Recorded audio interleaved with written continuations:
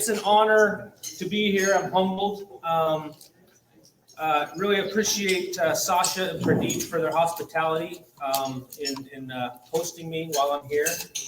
But yeah, let me get into this. Grit, guts, and determination. There is a theme behind this, but let me tell you a little about myself. I am from Utah. That explains the huge family. Okay, actually, no. I'm a blended family. I had 3 daughters. My wife brought 2 daughters, 2 sons. And yes, I have 5 daughters that are all in college. Okay. Yes. So being from Utah, 3 of them go to University of Utah. One goes to Brigham Young University, and the other one goes to Southern Utah University. You know, architects, medical, like they're all over the place. Brilliant girls. And my wife has worked her entire career. She's a computer geek just like me. And our daughters have been just absolutely phenomenal in helping with the family, as you can imagine. I'm busy, my wife's busy. And so now they're all at college, and now we're freaking out because we're like, who's going to take care of the 2 boys, right? But we'll figure that out. It's been there. But yeah, my bio, I got a bachelor's degree in electronic engineering and information technology at BYU back in 1990-something or other. It's been so long ago, I can't remember. I started an entrepreneur business in 2000, and I'll get into that a little bit more as part of my story that I'll tell. But I love mountain biking. Now, I don't love mountain biking because it's mountain biking. I like it because I love to eat, okay? And it's one of the best forms of exercise to burn all the calories that I keep eating. So it's just this vicious cycle of eat and then ride, eat and ride. But yeah, so, and I'm a musician. I've been a drummer for a long time, played in a rock band, you know. We just did cover songs, so I'm not that creative. But yeah, that was a lot of fun. But yeah, today I'm going to talk a little bit about my love of biking, okay? I'm going to draw this all together. Trust me, it has a purpose. But here's my career. I worked at BYU. I was going to school, starving student, worked in all kinds of computer-related type things. And then I also worked for a company called Quantum Leap. This was a company that literally would pull fiber optic cable and Cat5 cable and wire up buildings, and we did network type stuff. And then after college, I started working at a company called Novell. Now, all you young kids here have no clue what I'm talking about, do you? Okay. At one point, Novell owned 95 to 98% of all network operating systems. Okay, that's when I worked there. I can't explain what happened when I left. Okay. No, so I worked in software engineering. I worked on NetWare for all you old folks. Remember, I worked on NetWare. Yes. I worked on GroupWise. I worked on eDirectory. I worked on all those as a software engineer. My wife also worked as a software engineer on those same products, which is how we got to know each other. But yeah, I got a lot of experience in developing software, enterprise level grade, those types of things, working there. And then I got recruited away to work for a company called i3 Technologies. Now at this time, I had also started a business, this audio share business, okay? Who's heard of audio share? That's what I thought. Who's heard of Sonos? Yes. Guess who won? Yeah, Sonos won. I didn't win. That's part of my story. And then, of course, I'm at LVT right now. So let me explain a little bit about LVT, because I want to set this stage, okay? LVT, you've probably seen these things maybe. It's a tower, blue flashing lights, solar panels, has cameras up on top. This is a security as a service product, all right? It is a full subscription product that a lot of retailers will use. So your Lowe's, Home Depots, whatever, you'll see it in their parking lots. We do a lot with government, we do a lot with construction, but what it is essentially a security guard that's all technology. Okay, so artificial intelligence, computer vision, all types of IoT connectivity. You've got cellular infrastructure behind it. You've got solar power and generation. There's an enormous amount of technology in this thing. And I had the honor of working with some very brilliant people on this thing. And this company has been around for probably 18 years. But it wasn't until the last 3 that we really started seeing all of this momentum, right, in the business. Who has heard of businesses that are called unicorns? Okay, we are a unicorn. Now let me ask you a more difficult question. Who's heard of businesses that are centaurs? What's a centaur? 100 million in revenue. Yes, 100 million. Too, by the way. It's what? Keynote Networks is centaur. Okay, yes, Keynote, congratulations. How many centaurs are there in the world? Google. Less than 200. Okay, so 200 companies that are private. This doesn't include public companies, but private companies that are centaurs, there's 200 of them or less. There's actually way more unicorns. So that's why a centaur is more rare, right? It's this mystical thing. So yeah, LVT, we're kicking butt, okay? I'm so excited about it. Life's great. But let me tell you the story how we got here. Because that's what's interesting, is the story. To tell you this story, I'm going to turn this microphone on, I think. All right, there we go. Yep, that's good. Okay. Who's heard of the Leadville 100 mountain bike race? Really? Well, I've actually heard of the Leadville, the ultra marathon. The ultra marathon. But I do know about Leadville. Okay, yeah. So Leadville started with this ultra marathon. It's a 100-mile marathon race. Okay. Well, they decided to start a mountain bike race. Okay. So I'm going to show a video real quick about this race. Okay, and I want you to learn about everything that's entailed in this race, and hopefully you'll pick up the audio on this. The Leadville 100 mountain bike race is a 104-mile out and back race that starts in the small town of Leadville, Colorado. Starting at 10,200 feet above sea level, riders quickly make their way down an asphalt road, vying for the critical position needed to make the first big climb of the race. Getting their first taste of dirt, riders make their way to the bottom of St. Kevin's Mountain, a 1,000-foot climb with grades up to 18%, and presents the first single track part of the course. The trail then transitions back to asphalt for the fast descent around Turquoise Lake, where riders reach speeds up to 50 miles per hour. But that speed is short-lived as riders transition back to dirt to begin the 1,200-foot climb over Sugarloaf Mountain.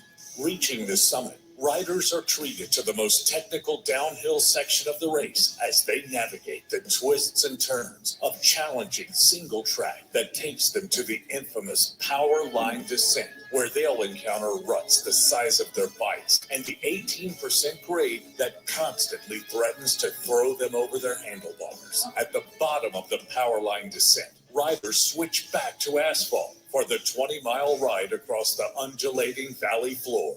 Here, riders must work together, drafting off each other to conserve valuable energy for the challenge they're about to face. As riders arrive at Pipeline, they're greeted with their first aid station, where they can resupply their water and food. Continuing through the valley, riders switch back to dirt as they navigate a variety of fire road and single track, eventually arriving at the second aid station located at Twin Lakes. This is the last chance riders have to restock their water and food before taking on the 3,000-foot climb up Columbine Mine. Starting their ascent at an elevation of 9,200 feet, Columbine Mine promises to be the most grueling 10 miles of their life. At 11,500 feet, the trees and the oxygen disappear. Here, oxygen levels are 40% of what they are at sea level, and they've still got another 1,000 feet of elevation before reaching the summit, where they'll face high winds and sudden hailstorms that threaten to make an already difficult race a living hell. This is the halfway point of the race. Now, just turn around and ride the whole course back into town. Okay, so that's Leadville. My business partners got this stupid idea to do this in 2014. Okay, I was a pretty overweight guy back then, but I was the technology guy, and they decided they wanted to do this race. It's hard to get into this race because it's a lottery, okay? And so you pay money, and then you just hope and pray you can get into this race. Well, my business partner's connected to everybody. And he knew the race director, and he said, hey, we at LVT, by then we were called LiveView Technologies, we will provide live streaming of your race if you can give us a team spot, right? And so I go in, I figure out how to put cameras all over in this remote area and live stream this thing, and he races it. And something happened to me when I was at the finish line watching all these riders come through. I said, I want to do this. Okay. I don't know why I want to do this, but I want to do this. So the day we got back home, I started training as hard as I could so that in 2015, I could do this race. Okay. Now, let me tell you a bit about this race. Again, you probably heard it, but let's just go over it again. It's 104 miles. Okay. The first 50 miles, you get to go over all those summits. And the highest is at Columbine Mine. It's above 12,500 feet. Has anyone been above 12,500 feet? Okay. It's Not hard to airplane. breathe. Yeah. Okay. It's hard to breathe, let alone do anything athletic. Okay. Then, remember, that's halfway. So then you turn around, you do the whole thing backwards. So it's a total of 11,000 miles of climb. Okay. If you've ever ridden a bike, climbing 11,000 miles, 11,000 feet, that's a lot of feet. Now do that at above 10,000 feet where there's no oxygen, okay? So that's what makes this race so difficult. How difficult is it? The record time finishing is 6 hours. For 100 miles. For 100 miles. On You've bike. probably all heard of this individual. Lance Armstrong did it in 6 hours, 28 minutes, and he was doping. Okay. His partner in crime, Floyd Landis, if you're into biking, did it in 7 hours, and he was doping. With the champagne glass. With the champagne glass. This is actually their Tour de France pictures, but yeah, they did those races in 2009, 2010, 2012 timeframe when they did it. Well, guess what? I got to do the race, right? And being a super athlete I am, I finished in 11 hours and 33 minutes. Thank you. I was so proud of this moment that I took this, box and I put my jersey that I wore, my medal, and by the way, they give you this cool belt buckle, okay? I'll talk about the belt buckle later. But this was my first year. 1 year of training. I got this success, right? It was awesome. Now, let's really look into who would do this race. My wife still asks me, why would you ever put yourself through this? And it's an honestly good question. And the only answer I can tell her is that feeling you get when you finish. Okay? Like, it's undescribable, that feeling you get when you finish. And after you're done, you're so excited, and then you want to do it again. It's crazy, all right? But there's 2 of us in here that would do this race. I love it. Let's correlate this back to life. Let's correlate this back to business, okay? So many people don't even start because they're afraid of something, right? You know how difficult it's going to be, and you don't even start. Well, the lesson here is that fear has killed more dreams than the actual failure that might come out of it. So you have to ask yourself, yes, things are going to be difficult. Do I dare do this or not? Okay, that's the first step. It's not guaranteed that you're going to finish, which is what we're going to get into. So, yeah, Robert Kennedy, only those who dare to fail greatly can ever achieve greatly, right? So entrepreneurship. So back in 2000, I mentioned this audio share business. Actually, as my capstone project, I invented this thing that was like Sonos, right? Audio networking. It was really cool. And I was too naive to know what I didn't know. And my buddy said, hey, we ought to start a business with this thing. Oh, great. Okay. So I'm writing code on this thing. We're building electronics. We're doing all this great work. And this goes year after year after year. This is 2000 we started. We didn't have a product to release until 2007. And just think about this. I have a day job all day long, and I come home at night and I write code for about 8 hours. And I would do that every single day. We got to the point where, like, everyone thinks, oh, I can just start a business and someone's going to throw investment money at me. right? How real is that? It's not real at all, especially in Utah at that time. Nobody was looking at Utah throwing investment dollars in Utah. So where did the money come from? My own pocket, my business partners' pockets. So we ended up mortgaging houses. We ended up maxing out credit cards. We ended up getting small business loans. We did all of these things trying to start this business and getting it off the ground, okay? 2006, I mentioned I got recruited away from Novell to help start this business called i3 Technologies.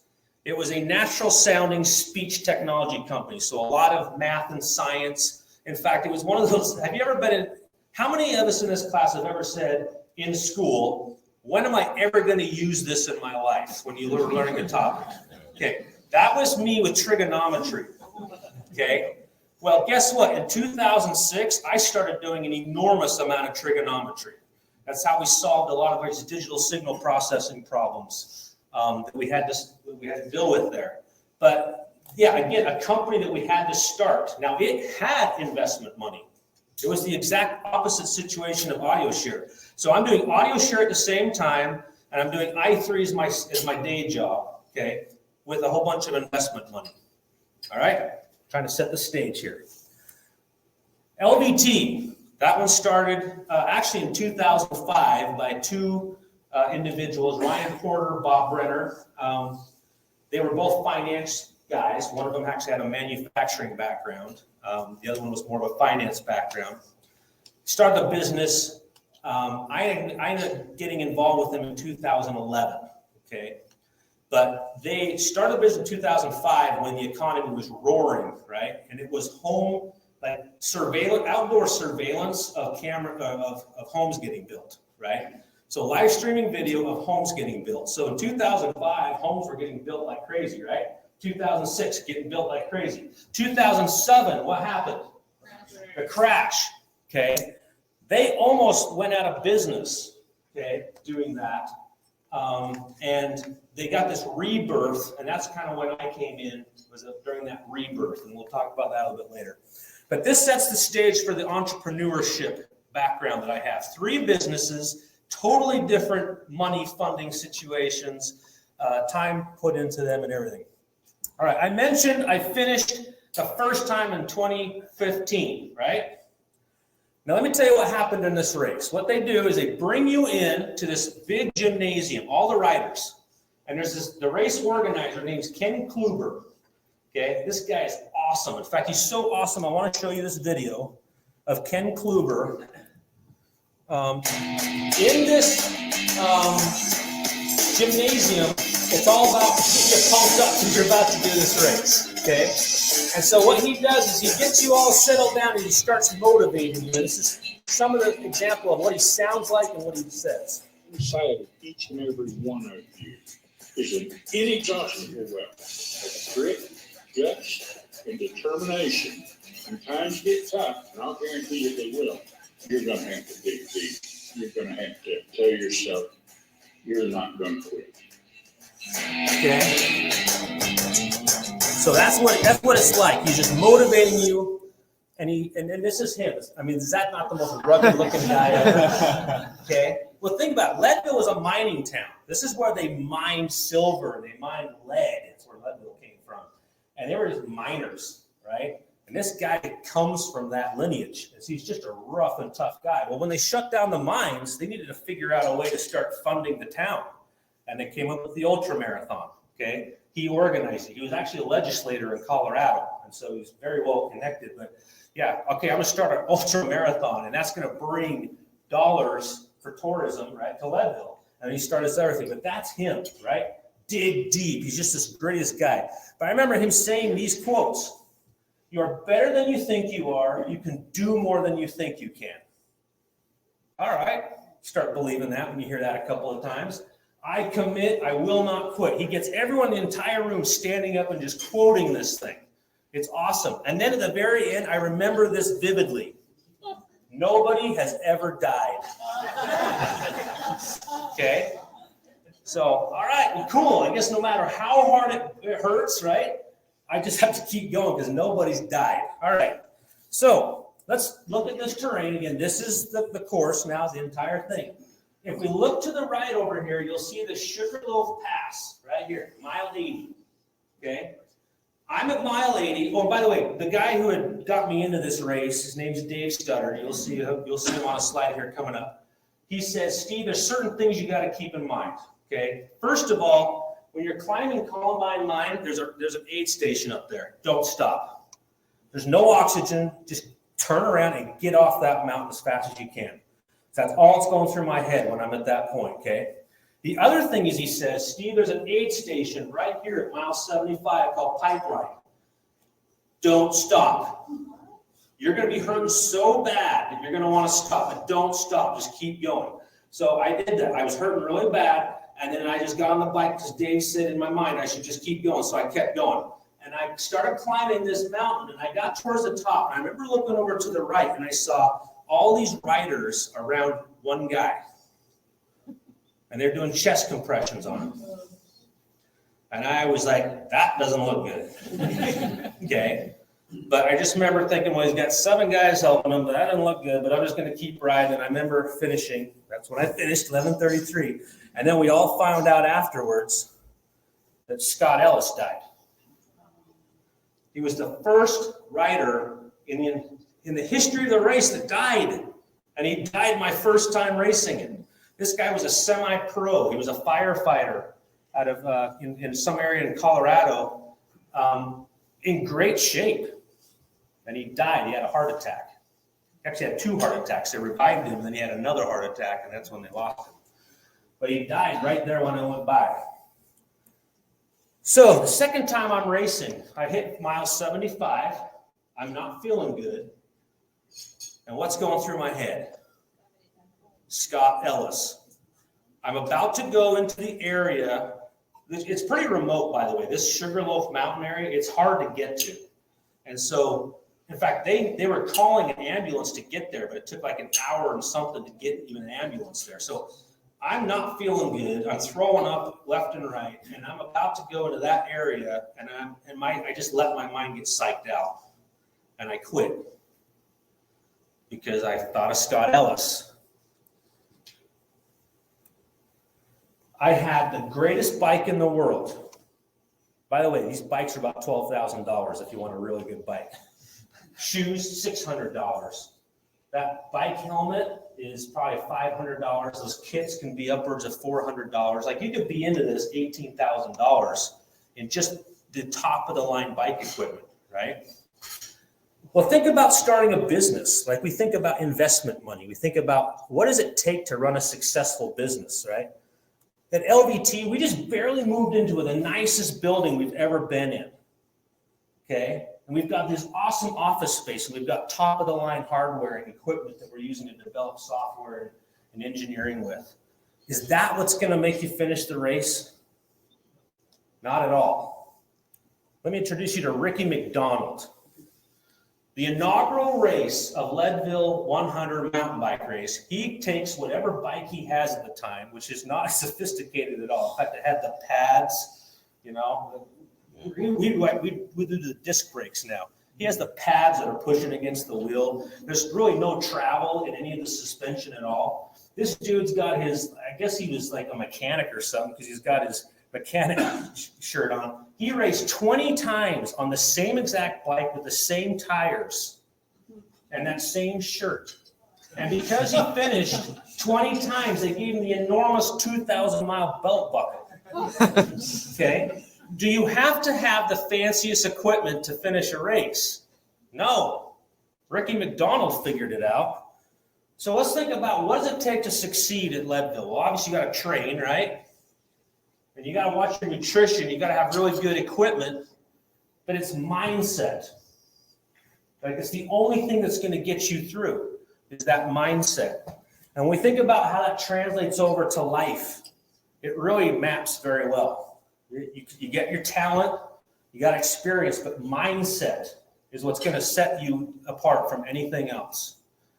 And that's what we want to talk about today, is that mindset. When we started LVT, we started in a garage in that house. And we ran a business and we made a decision that we were going to run a profitable business. We were not going to take investment money and waste it. And it was going to be organically grown. And we were going to be a service organization. Every dollar that came in would be reinvested back in the business, but we were not going to run deficits, right? And so we did everything at the scrappiest level you possibly could. This was our office, was this cubicle for years. And then we finally got enough money to move into this building right here, and we all just worked for months, just ripping this thing out and nailing and building walls up. And I'm a coder, and I'm doing construction work, okay? It's the scrappiness, it's the grit. That's what's going to get you through. The other stuff really doesn't matter. So happiness is a mindset, right? It's not a result of the circumstances that you're in. It's this concept of I'll be happy when, right? You got to find ways to be happy now. You got to find ways to have that mental resilience to get through those difficult times now. Because you can fail. You can do all of these things and still be happy, right? It's just that mindset that makes it work. So lesson 7, if you can't be happy now, you'll never be happy when, right? You got to be thinking that through. So let's talk about the next lesson, succeeding in Leadville. Nutrition is everything, right? Okay, other than mindset. So the second year, I quit because mentally I just was thinking of Scott. I wasn't going to go die like he did. The third year I did it, I got pulled by medical staff. Okay, same exact spot. Mile 75, they wouldn't let me through. I was dehydrated. I was undernutritioned. Like I couldn't see straight. Like it was not good. And the medical's like, there's no way you're going on. Okay. So when we think about this in life, we have to think about balance, right? And to me, I always look at 4 things in balance. There's a spiritual, physical, financial, right? And then your mental. You got to have balance in all of those things. If one of those things are out of balance, you start going into what I call duress. And when you're in duress, you make bad decisions. All right? What happens when you're financially strung out? You start making stupid decisions. Okay? Ask anyone who has a gambling problem. All right? Or if you're just stressed out mentally, you just aren't thinking straight. Right? How many people manage people here? Right? All of you managers, when you're going to lead a team, you're hoping to be strategic thinkers, right? But what happens when you get under duress? Are you thinking strategically at all? No, you start thinking tactically. And then you just start dealing with day to day, and there's no way out of this vicious cycle, right? You've got to somehow get out of the duress and start thinking strategically again, right? So the other thing I want to talk about is this concept of low EQ. Does everyone understand what EQ is? Right? In the business term, we call it as this emotional intelligence, right? So IQ is your smarts and your knowledge and what you know, and EQ is really your social skills. Like how well can you adapt to people in situations? You have a very low EQ when you're under duress, right? That's important. We'll talk about that a little bit later. But let's say that you've got everything in balance. Things are not always going to go your way. Okay, well, what's not going to go your way? Well, it doesn't matter any of these things. It just isn't going to go your way, and things are going to go south. So change is going to happen to you, right? Market conditions. You could get laid off. This is great. Reorganizations, new boss management, like we all been through this many times, right? Change in strategy.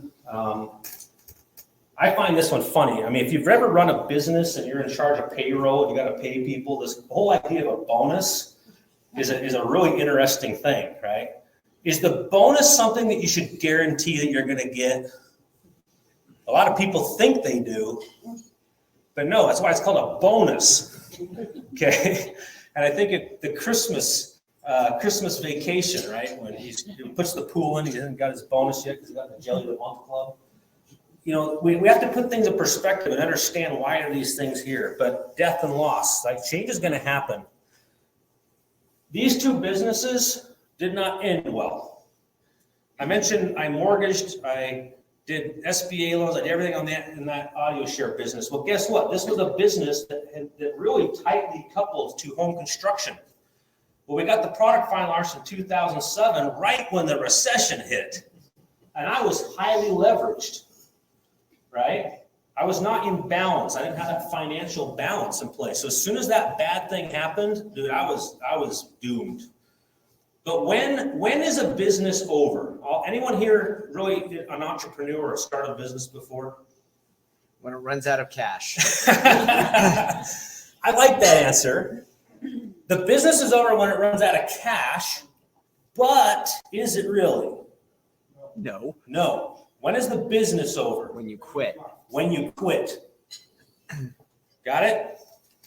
Well, yeah, I ran out of cash and I kept going for 3 more years trying to figure out how to keep this thing alive. And yes, I finally reached the point where I couldn't do it anymore and I had to quit. Okay. i3 Technologies, again, we took a lot of investment money, and we actually had a product that was starting to get ready to. The only way I can describe this product is, have you ever seen the movie Mission Impossible 3?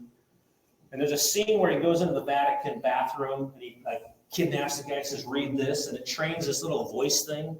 And so he sounds like that person. That's what we were creating, was that, right? We got to a point, we call it voice puppeteering. So the idea was that you could take a voice profile from somebody and then you could have someone else talk and it would sound like them coming out. Now, that's actually a real thing now. Right? We're starting to see that now. But back in 2007 and 2008, that was still very novel. And there was this new movie that Hollywood was working on. We actually got connected with Kurt Russell. He was hooking us up with various Hollywood people because they needed this ability to do this voice synthesis this way. And they were working on this movie about Queen, right? And they wanted to be able to get Freddie Mercury's performance on another actor's voice. Okay, now that movie ended up being Bohemian Rhapsody, but we actually, the company died before that we even got a chance to work on it. Now that died for different reasons, but again, 2 massive failures. And by the way, what happens if you're completely leveraged with credit card debt and house mortgages and SBA loans and you can't pay them back? BK. Huh? You go BK. Yeah, you go bankrupt. There's not much you can do. In fact, that's why the bankrupt law was created, was for business owners. That is the most dark time of my life, if you can imagine starting all over again after investing 10 years of your life into a business. Remember, I wrote code every night for 8 hours a night, just trying to keep that thing running. It was absolutely miserable. So let's talk about mile 80 some more. Again, mile 80 is this infamous Sugarloaf Pass right here where Scott died. So think about what's happened along this race. You've already raced 80 miles of this race. You've climbed over 8,000 feet at this point. You're burned over 5,000 calories, easy. You're about to go up an 18% grade that you can't ride. Lance Armstrong was the first to ride it when he was doped. The rest of us are doing that, right? We're just pushing our bike up this thing. There's no way we have the energy to keep going. And it's a 1,200-foot climb. And you're at the base of this thing and you feel like crap and you're about to go, all right, I'm about to go up that again. Okay? This is your mile 80. And you've got to make a decision. Am I going to keep going, right? After I've already done everything. At LVT, remember, I'm the technology guy. I'm there to write software. I'm there to do electronics engineering. I'm there to do network infrastructure. I'm there to do cloud infrastructure. I'm there to do everything. And guess what I'm doing a lot of times? In the middle of a snow blizzard, I'm out there fixing units. I can't feel my fingers. You know, you drop a screw and it goes into the snow and your closest hardware store is 2 hours away, right? That's what I'm doing. Or I'm on top of this thing, you know, strapped to the, but yeah, freezing conditions. There were times, we did a lot of work for Department of Transportation with their camera systems in the Intermountain West.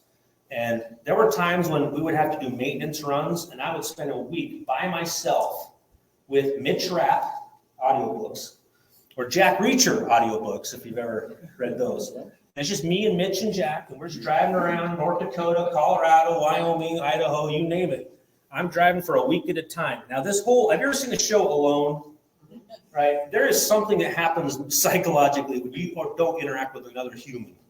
Okay? And it doesn't take long. It's like 2 or 3 days of being alone, and you start like seeing weird things happen. And that's me, right? By the way, I'm supposed to be writing software during all this. Out in the blistering sun, I showed you that picture of us building, construction. But yeah, you wake up in the middle of the night because you got a support call. And you've already put in a long, hard day's work, and you got to answer the phone and help somebody with their problems. Or this was one of my favorites. You find out there's a code problem that happened at 1 a.m. and I'm just exhausted, and I got to now figure out how to fix this, right, and get it working again. There were multiple times when me and my business partners worked a full day trying to get ready, doing whatever we need to do, and we had a meeting in Denver, Colorado. We're in Salt Lake City. We just have to hop in the car at 9 a.m. or 9 p.m. and drive all night so we're ready there for the meeting the next morning.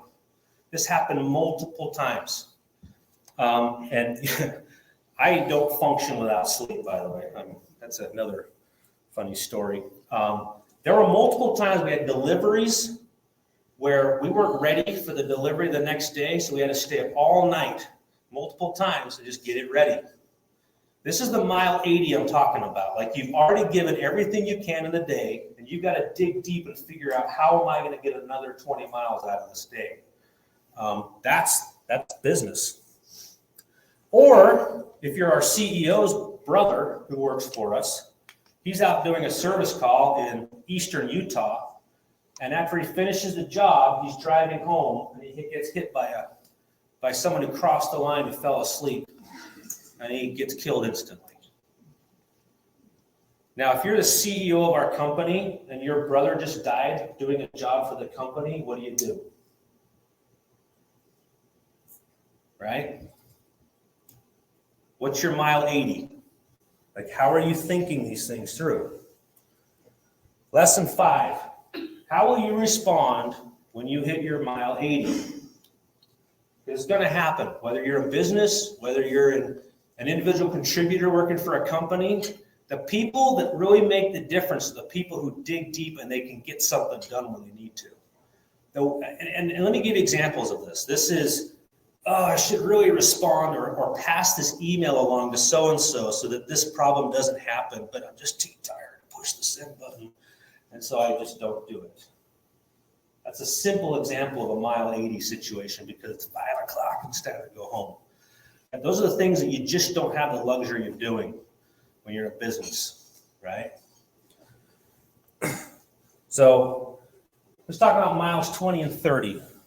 So miles 20 and 30 are we call this outbound, by the way, because this is Leadville. You're outbound, you hit the turnaround point, and now you're inbound, okay? So 20 and 30 is right in this area. So you're just coming down that power line area. It's right there. So you got this really nice downhill, and then you get into that Twin Lakes area. And so power line, you remember the video how it said the ruts are as deep as the bike? Like, I don't know if you can see this, but these ruts are as deep as that bike, right? And there's only certain veins you can go down, and that's an 18-degree slant. So it wants to throw you off your bike. Anyway, that's Todd Sorensen. He won that year, and then that was the second place guy right there coming us is on the outbound. And just ironically, this is our camera when we were live streaming it in 2014. I thought it was kind of funny. But fast and dangerous downhill. And then what happens when you get here is you have to start riding like a Peloton rider. So now you're a mountain biker, and now you get into road bike mode, where you got to draft off people. Well, why do you do that? Well, because you got to conserve as much energy as you can, right? So who are you going to ride with? Well, let's correlate this back to business. You want to start a business. Who are you going to partner with? Who do you trust? Because you're about to do something that is going to cost you money and time and everything else. Who do you trust to do that? This is Ryan Porter. He's one of my business partners. He's our CEO. I trust this guy with my life. Why? I didn't know him before 2011, but we've been through an enormous amount together. All those things I showed you at mile 80, he was there right there by my side. I know I can trust him. He knows he can trust me. One of the stories he likes to tell is how he started a business with this guy, Bob Brenner. Remember, these two were in construction finance and mortgages. They knew nothing about technology. Bob could weld really good. That was his former life. But why was it that those two decided they were going to go into business together? Well, the story goes like this. Bob would come to Ryan as to get loans approved, right? So Bob represented various people who wanted to get a home loan. And I don't know if you've ever gotten a home loan in here. Half of us probably have. But, right, you have to submit all your paperwork, and there's certain interest rates that you can get, and then there's certain down payments you have to have. And when you're coming into closing, you don't even know how much money it's going to cost you yet at closing, right? Because it's still an estimate. You know what I'm talking about? Okay. Well, Bob is the type of guy that would say, this is how much your down payment's going to be. This is going to be interest rate, whatever. And if anything went wrong between that statement and the time that they closed on the loan, if there was more money that the customer had to pay, guess who paid it? Bob. And Ryan watched this time and time again.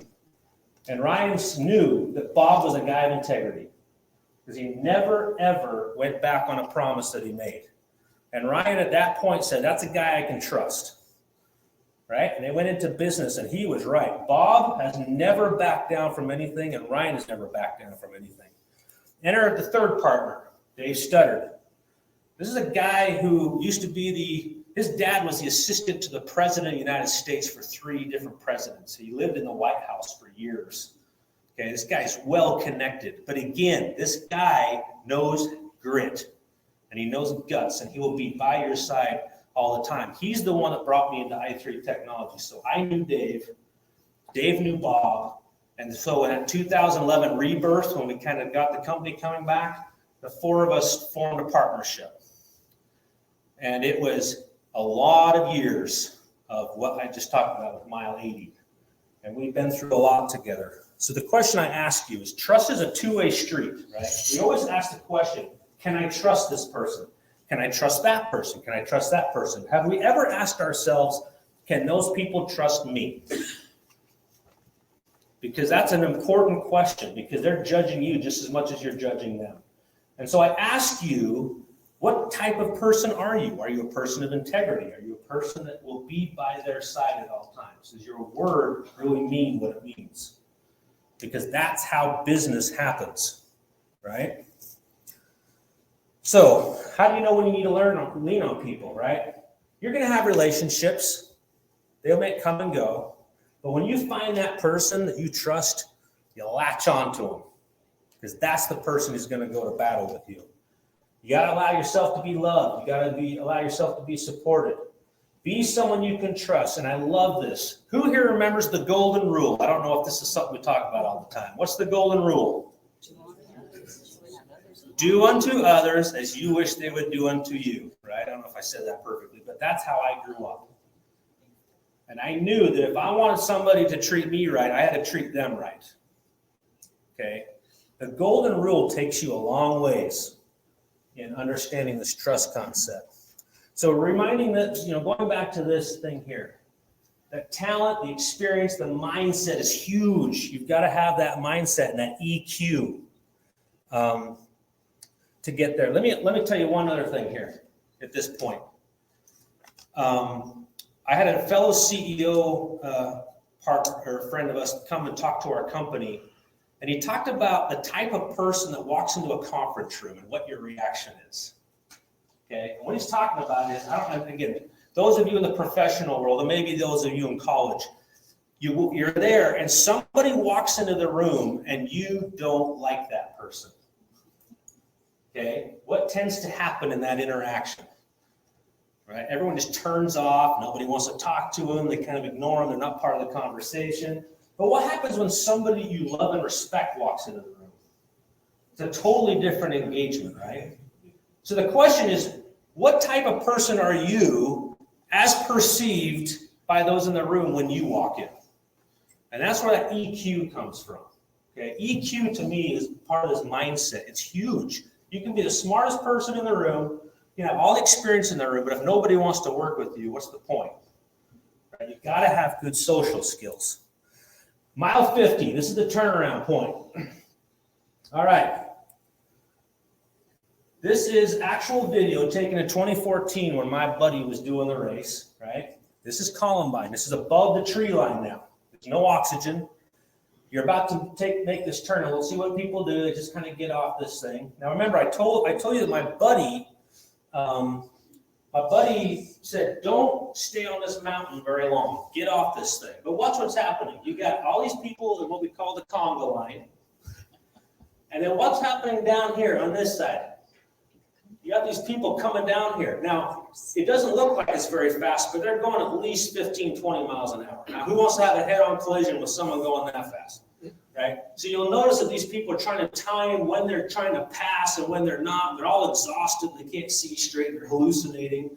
And I'm not lying when I say hallucinating. Like, you just don't think straight, you know, when you're up in this mode. But this is a really dark place to be, is on this mountain. You don't know why you're doing the race. You kept asking yourself, why did I do this? I cannot believe I'm here. Everyone else is feeling the same thing. It's just a horrible place to be. So anyway, I should have backed this up a little bit more, but anyway, my buddy is sitting like 5 riders up here. And actual, I don't want to waste too much time on this, but my buddy's there, and you got to see the guy. He's about to die. It's one of the greatest videos ever. All right, life can be grueling. So starting a business, right, is a very lonely road. What do I mean by lonely? Well, like, who's there to pick you up when you're financially dying? Oh, by the way, I didn't mention this.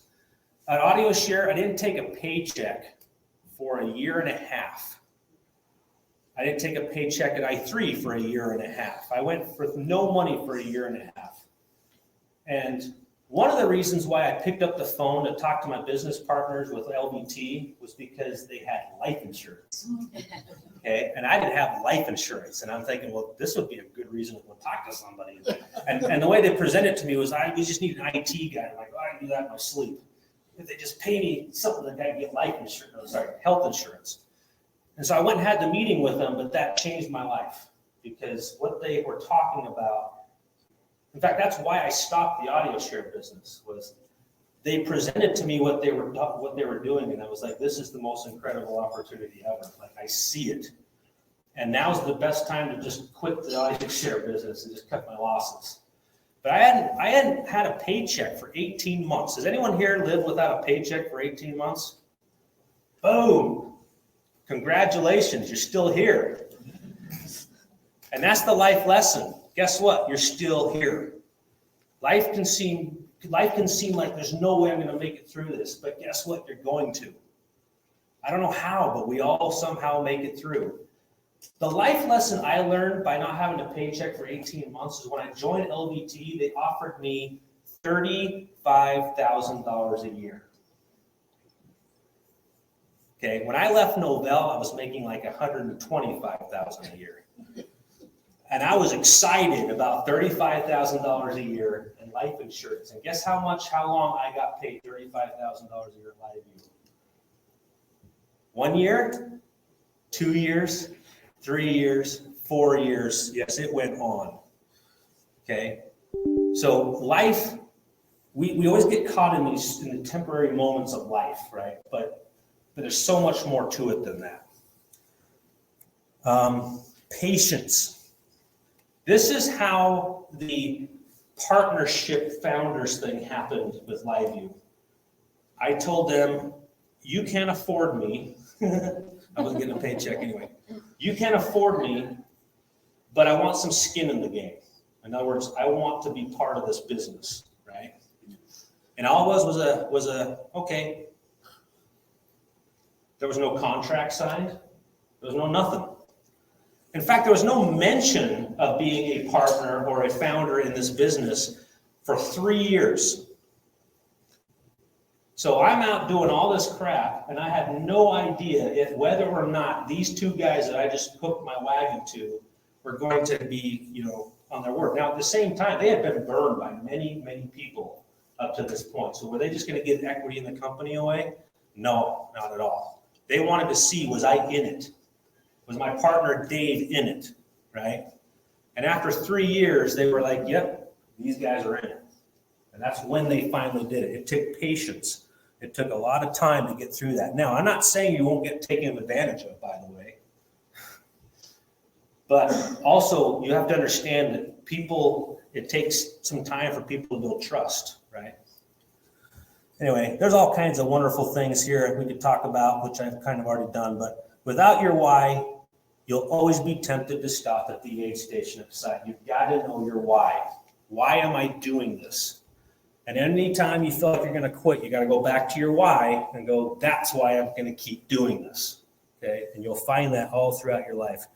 So you do all this great work. You pay $475 to put yourself through pure hell for 104 miles in 11 hours and 33 minutes so you can get a $30 belt buckle. Sounds legit. Rights. Right?